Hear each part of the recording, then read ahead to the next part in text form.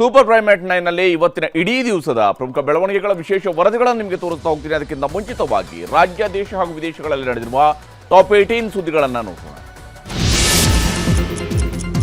ಬಿಹಾರ ವಿಧಾನಸಭಾ ಚುನಾವಣೆಯ ರಣಕಣ ರಂಗೇರ್ತಾ ಇದೆ. ಮೊದಲ ಹಂತದ ಮತದಾನಕ್ಕೆ 8 ದಿನ ಬಾಕಿ ಇದ್ದು ಮಹಾಗಠಬಂಧನ್ ಪ್ರಣಾಳಿಕೆಯನ್ನು ಬಿಡುಗಡೆ ಮಾಡಿದೆ. ಬಿಹಾರ್ ಕಾ ತೇಜಸ್ವಿ ಪ್ರಣ್ ಹೆಸರಿನಲ್ಲಿ ಪ್ರಣಾಳಿಕೆಯನ್ನ ಬಿಡುಗಡೆ ಮಾಡಲಾಗಿದ್ದು, ಅಧಿಕಾರಕ್ಕೆ ಬಂದ 20 ದಿನದಲ್ಲೇ ಕುಟುಂಬಕ್ಕೊಂದು ಸರ್ಕಾರಿ ಉದ್ಯೋಗ ನೀಡುವುದಾಗಿ ಘೋಷಣೆ ಮಾಡಲಾಗಿದೆ.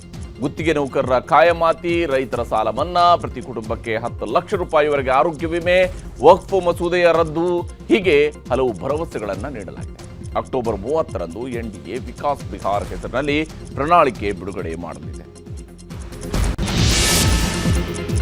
ಬಿಹಾರ ವಿಧಾನಸಭಾ ಚುನಾವಣೆಯಲ್ಲಿ ಸ್ಪರ್ಧಿಸ್ತಾ ಇರುವಂತಹ ಜನ್ ಸ್ವರಾಜ್ ಪಕ್ಷದ ಸಂಸ್ಥಾಪಕ ಹಾಗೂ ಚುನಾವಣಾ ಚಾಣಕ್ಯ ಅಂತಲೇ ಹೆಸರಾಂತ ಪ್ರಶಾಂತ್ ಕಿಶೋರ್ಗೆ ಚುನಾವಣಾ ಆಯೋಗ ಶಾಕ್ ಕೊಟ್ಟಿದೆ.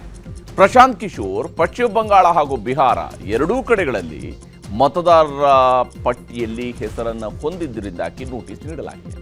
ಈ ಕುರಿತು 3 ದಿನಗಳ ಒಳಗೆ ಸ್ಪಷ್ಟನೆ ನೀಡುವಂತೆ ಚುನಾವಣಾ ಆಯೋಗ ಸೂಚಿಸಿದೆ. ಬೆಂಗಳೂರು ಸುರಂಗ ಯೋಜನೆಯ ಬಗ್ಗೆ ಜಟಾಪಟಿ ಮುಂದುವರೆದಿದೆ. ಈ ಮಧ್ಯೆ ಡಿಸಿಎಂ ಡಿಕೆ ಶಿವಕುಮಾರ್ ಅವರನ್ನ ಬೆಂಗಳೂರು ದಕ್ಷಿಣದ ಸಂಸದ ತೇಜಸ್ವಿ ಸೂರ್ಯ ಭೇಟಿಯಾದರು. ಟನಲ್ ಕುರಿತ ಸಾಧಕ ಬಾಧಕದ ಬಗ್ಗೆ ಚರ್ಚೆ ನಡೆಸಿದ್ದಾರೆ. ಮತ್ತೊಂದೆಡೆ ಸುರಂಗ ಮಾರ್ಗದ ಟೆಂಡರ್ ರದ್ದು ಕೋರಿ ಸಲ್ಲಿಸಲಾಗಿದ್ದ ಪಿಐಎಲ್ ವಿಚಾರಣೆ ನಡೆಸಿದ ಹೈಕೋರ್ಟ್ ಪೀಠ ಯಾವುದೇ ತಡೆಯಾಜ್ಞೆಯನ್ನು ಕೊಡದೆ ಡಿಸೆಂಬರ್ 9ಕ್ಕೆ ವಿಚಾರಣೆಯನ್ನು ಮುಂದೂಡಿದೆ.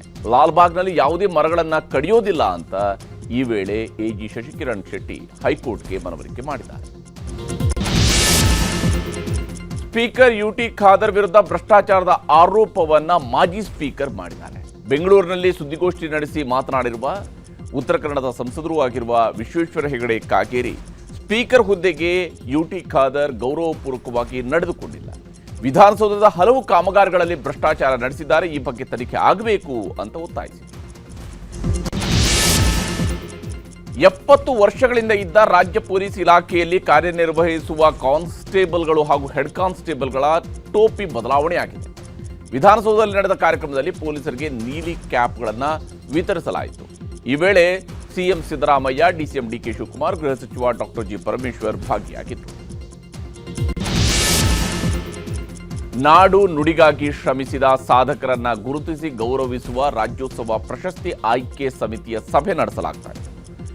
ಸಿಎಂ ಗೃಹ ಕಚೇರಿ ಕೃಷ್ಣಾದಲ್ಲಿ ನಡೆದಂತಹ ಸಭೆಯಲ್ಲಿ ಸಿಎಂ ಸಿದ್ದರಾಮಯ್ಯ, ಡಿಸಿಎಂ ಡಿಕೆ ಶಿವಕುಮಾರ್, ಸಚಿವ ಶಿವರಾಜ್ ತಂಗಡಗಿ ಸೇರಿದಂತೆ ಹಲವರು ಭಾಗಿಯಾಗಿದ್ದರು. ನವೆಂಬರ್ 1ರಂದು ರಾಜ್ಯೋತ್ಸವ ಪ್ರಶಸ್ತಿ ಪ್ರದಾನ ನಡೆಯಲಿದೆ. ಬೆಂಗಳೂರಿನಲ್ಲಿ ಬ್ರೆಜಿಲ್ ಮೂಲದ ಮಾಡೆಲ್ಗೆ ಡೆಲಿವರಿ ಬಾಯ್ ಲೈಂಗಿಕ ಕಿರುಕುಳ ನೀಡಿರುವ ಆರೋಪ ಕೇಳಿಬಂದಿದೆ. ಆರ್ಟಿ ನಗರದಲ್ಲಿದ್ದ ಸಂತ್ರಸ್ತೆ ಮನೆಗೆ ಫುಡ್ ಡೆಲಿವರಿ ಮಾಡೋದಕ್ಕೆ ಬಂದಾಗ ಕುಮಾರ್ ರಾವ್ ಎಂಬಾತ ಲೈಂಗಿಕ ಕಿರುಕುಳ ನೀಡಿದ್ದರಂತೆ. ಸಂತ್ರಸ್ತೆ ಕೆಲಸ ಮಾಡ್ತಾ ಇದ್ದ ಕಂಪನಿಯ ಮ್ಯಾನೇಜರ್ ನೀಡಿದ ದೂರಿನ ಆಧಾರದಲ್ಲಿ ಎಫ್ಐಆರ್ ದಾಖಲಿಸಿರುವ ಆರ್ಟಿ ನಗರ ಪೊಲೀಸರು ಆರೋಪಿಯನ್ನು ಬಂಧಿಸಿದ್ದಾರೆ. ರಾಷ್ಟ್ರ ರಾಜಧಾನಿ ದೆಹಲಿಗೆ ಕಂಟಕವಾಗಿದ್ದ ವಾಯು ಮಾಲಿನ್ಯ ನಿಯಂತ್ರಣಕ್ಕೆ ದೆಹಲಿ ಸರ್ಕಾರ ಕೃತಕ ಮಳೆಯ ಮೊರೆ ಹೋಗಿದೆ. ವಿಮಾನದ ಮೂಲಕ ದೆಹಲಿಯಲ್ಲಿ ಐಐಟಿ ಕಾನ್ಪುರದಿಂದ ಮೋಡ ಬಿತ್ತನೆಯ 2 ಪ್ರಯೋಗವನ್ನು ನಡೆಸಲಾಯಿತು. ಖೇಕ್ರಾ, ಬುರಾರಿ, ಉತ್ತರ ಕರೋಲ್ ಬಾಗ್, ಮಯೂರ್ ವಿಹಾರ್ ವ್ಯಾಪ್ತಿಯಲ್ಲಿ ಮೋಡ ಬಿತ್ತನೆ ಮಾಡಲಾಗಿದೆ. ದೆಹಲಿಯ ಇಂದಿರಾ ಗಾಂಧಿ ಅಂತಾರಾಷ್ಟ್ರೀಯ ವಿಮಾನ ನಿಲ್ದಾಣದಲ್ಲಿ ಭಾರೀ ಅಗ್ನಿ ಅವಘಡ ನಡೆದಿದೆ. ಟರ್ಮಿನಲ್ 3ರಲ್ಲಿ ಏರ್ ಇಂಡಿಯಾ ವಿಮಾನದಿಂದ ಕೆಲವೇ ಮೀಟರ್ ದೂರದಲ್ಲಿ ನಿಂತಿದ್ದ ಬಸ್ಗೆ ಬೆಂಕಿ ಹೊತ್ತಿಕೊಂಡಿದೆ. ಕೂಡಲೇ ಕಾರ್ಯಪ್ರವೃತ್ತರಾದ ಅಗ್ನಿಶಾಮಕ ತಂಡ ಬೆಂಕಿ ನಂದಿಸುವಲ್ಲಿ ಯಶಸ್ವಿಯಾಗಿದೆ. ಸರ್ಕಾರಿ ನೌಕರರಿಗೆ ಕೇಂದ್ರ ಸರ್ಕಾರ ಸಿಹಿ ಸುದ್ದಿಯನ್ನು ನೀಡಿದೆ. 8ನೇ ವೇತನ ಆಯೋಗದ ನಿಯಮಾವಳಿಗಳಿಗೆ ಪ್ರಧಾನಿ ಮೋದಿ ನೇತೃತ್ವದ ಕೇಂದ್ರ ಸಚಿವ ಸಂಪುಟ ಅನುಮೋದನೆ ನೀಡಿದೆ. ಈ ನಿರ್ಧಾರದಿಂದ 50 ಲಕ್ಷ ಕೇಂದ್ರ ಸರ್ಕಾರಿ ನೌಕರರು ಮತ್ತು 69 ಲಕ್ಷ ಪಿಂಚಣಿದಾರರ ವೇತನ ಭತ್ಯೆಗಳ ಮೇಲೆ ಪರಿಣಾಮ ಬೀರಲಿದೆ. ಕಳೆದ ಜನವರಿಯಲ್ಲಿ 8ನೇ ವೇತನ ಆಯೋಗ ರಚಿಸಲಾಗಿತ್ತು. ನೆರೆಯ ಪಾಕಿಸ್ತಾನ ಮತ್ತು ಅಫ್ಘಾನಿಸ್ತಾನ ಮಧ್ಯೆ ನಡೀತಾ ಇರುವ ಶಾಂತಿ ಮಾತುಕತೆ ಮತ್ತೆ ಮುರಿದು ಬಿದ್ದಿದೆ. ಇಸ್ತಾಂಬುಲ್ನಲ್ಲಿ ಉಭಯ ದೇಶಗಳ ಮಧ್ಯೆ ಸಂಧಾನ ಪ್ರಯತ್ನ ನಡೆಸಲಾಗ್ತಾ ಇದೆ. ಈ ವೇಳೆ ಅಫ್ಘಾನಿಸ್ತಾನದ ಶಾಂತಿ ಸ್ಥಾಪನೆಗೆ ಪ್ರಯತ್ನಿಸಿದ್ರೂ ಪಾಕಿಸ್ತಾನ ಅದಕ್ಕೆ ಅಸಹಕಾರವನ್ನು ತೋರ್ತಾ ಇದೆ. ಇದು ಉಭಯ ದೇಶಗಳ ಮಧ್ಯೆ ಮತ್ತೆ ಸಂಘರ್ಷದ ಮುನ್ಸೂಚನೆಯನ್ನು ನೀಡಿದೆ. ಕೀನ್ಯಾದಲ್ಲಿ ಪ್ರವಾಸಿಗರನ್ನು ಹೊತ್ತೊಯ್ಯುತ್ತಿದ್ದ ವಿಮಾನ ಪತನವಾಗಿ 12 ಮಂದಿ ಸಾವಿಗೀಡಾಗಿದ್ದಾರೆ. ಡಯಾನಿನಿಂದ ಕಿಚ್ವಾನ್ ಟೆಂಬು ಎನ್ನುವಂತಹ ಸ್ಥಳಕ್ಕೆ ತೆರಳುತ್ತಾ ಇದ್ದಂತಹ ವೇಳೆ ಈ ದುರ್ಘಟನೆ ಸಂಭವಿಸಿದೆ. ವಿಮಾನ ಭೂಸ್ಪರ್ಶ ಮಾಡ್ತಿದ್ದಂತೆಯೇ 12 ಪ್ರವಾಸಿಗರು ಸುಟ್ಟು ಬೂದಿಯಾಗಿದ್ದಾರೆ. ಮೃತಪಟ್ಟವರ ಗುರುತು ಪತ್ತೆ ಹಚ್ಚಲಾಗ್ತಾ ಇದೆ.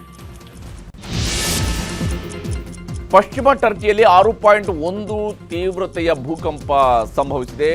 ಬಾಲಕೇಶೀರ್ ಪ್ರಾಂತ್ಯದ ಸಿಂಡಿರ್ಗಿ ಪಟ್ಟಣದಲ್ಲಿನ 5.99 ಕಿಲೋಮೀಟರ್ ಭೂಮಿಯ ಆಳದಲ್ಲಿ ಈ ಭೂಮಿ ಕಂಪಿಸಿದೆ. ಇಸ್ತಾಂಬುಲ್, ಬುರ್ಸಾ, ಮನಿಸಾ ಮತ್ತು ಇಜ್ಮೀರ್ ಸೇರಿದಂತೆ ಹಲವು ಪ್ರಾಂತ್ಯಗಳಲ್ಲಿ ಭೂಮಿ ನಡುಗಿದ್ದು ಹಲವು ಕಟ್ಟಡಗಳಿಗೆ ಹಾನಿಯಾಗಿದೆ. ಅಮೆರಿಕ ಅಧ್ಯಕ್ಷ ಡೊನಾಲ್ಡ್ ಟ್ರಂಪ್ ಅವರನ್ನ ನೊಬೆಲ್ ಶಾಂತಿ ಪ್ರಶಸ್ತಿಗೆ ನಾಮನಿರ್ದೇಶನ ಮಾಡುವ ರಾಷ್ಟ್ರಗಳ ಸಂಖ್ಯೆ ಹೆಚ್ಚುತ್ತಾ ಇದೆ. ಈ ಸಾಲಿಗೆ ಈಗ ಜಪಾನ್ ಕೂಡ ಸೇರಿಕೊಂಡಿದೆ.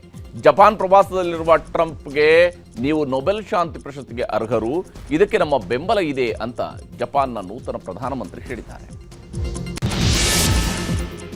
ಅಮೆರಿಕಾಗೆ ಅತ್ಯಂತ ಶಕ್ತಿಶಾಲಿ ಹಾಗೂ ವಿಧ್ವಂಸಕ ಮೆಲಿಸಾ ಚಂಡಮಾರುತದ ಭೀತಿ ಎದುರಾಗಿದೆ. ಇದು 5ನೇ ಕೆಟಗರಿಗೆ ಸೇರಿರುವ ಚಂಡಮಾರುತ ಅಂತ ಗುರುತಿಸಲಾಗಿದೆ. ಈ ಕುರಿತು ಅಮೆರಿಕ ವಾಯುಪಡೆಯ ಹರಿಕೇನ್ ಹಂಟರ್ಸ್ ತಂಡ ಅಧ್ಯಯನಕ್ಕಿಳಿದಿದ್ದು ಮೆಲಿಸಾ ಚಂಡಮಾರುತದ ಒಳಗೆ ವಿಮಾನ ನುಗ್ಗಿದೆ. ಈ ದೃಶ್ಯ ಈಗ ಎಲ್ಲೆಡೆ ವೈರಲ್ ಆಗಿದೆ. ಭಾರಿ ಮಳೆಯಿಂದಾಗಿ ವಿಯೆಟ್ನಾಂನಲ್ಲಿ ಭೀಕರ ಪ್ರವಾಹ ಸೃಷ್ಟಿಯಾಗಿದೆ. ಪ್ರಾಚೀನ ಪಟ್ಟಣವಾದ ಹೋಯಿ ಆನ್ನಲ್ಲಿ ಭಾರೀ ಮಳೆಯಿಂದಾಗಿ ಅಲ್ಲೋಲ ಕಲ್ಲೋಲ ಸೃಷ್ಟಿಯಾಗಿದೆ. 24 ಗಂಟೆಗಳ ಅವಧಿಯಲ್ಲಿ 1000 ಮಿಲಿಮೀಟರ್ಗಿಂತಲೂ ಹೆಚ್ಚು ಪ್ರಮಾಣದಲ್ಲಿ ಮಳೆಯಾಗಿದೆ. ಭಾರೀ ಚಂಡಮಾರುತಕ್ಕೆ ದ್ವೀಪ ರಾಷ್ಟ್ರ ಜಮೈಕಾ ಕೂಡ ತತ್ತರಿಸಿ ಹೋಗಿದೆ. ನೈಋತ್ಯ ಕರಾವಳಿಯಿಂದ ಸ್ವಲ್ಪ ದೂರದಲ್ಲಿ ಚಂಡಮಾರುತ ಚಲಿಸ್ತಾ ಇದ್ದು ಸೇಂಟ್ ಎಲಿಜಬೆತ್ ಪ್ಯಾರಿಸ್ನಲ್ಲಿ ಭೂಕುಸಿತ ಸೃಷ್ಟಿಸಿದೆ. ಸೇನೆಯಿಂದ ಜನರನ್ನ ಸ್ಥಳಾಂತರ ಕಾರ್ಯ ನಡೆಸಲಾಗ್ತಾ ಇದೆ.